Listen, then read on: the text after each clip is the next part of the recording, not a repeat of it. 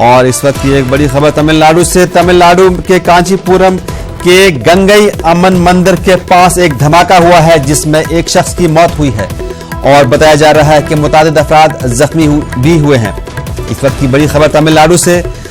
कांचीपुरम के गंगई अम्मन मंदिर के पास एक धमाका हुआ है जिसमें एक शख्स की मौत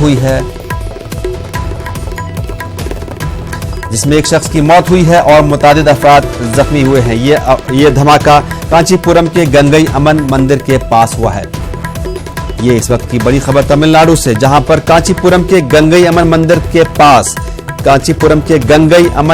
पास एक धमाका हुआ है जिसमें एक शख्स की मौत हुई। गंगई अम्मन मंदिर के पास इस धमाके में मुतादिद अफराद जख्मी भी हुए हैं।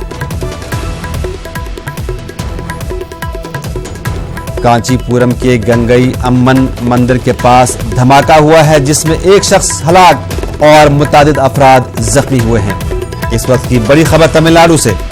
कांचीपुरम के गंगई अम्मन मंदिर के पास धमाका हुआ जिसमें एक शख्स हलाक और मुतादिद अफराद जख्मी बताए जा रहे हैं।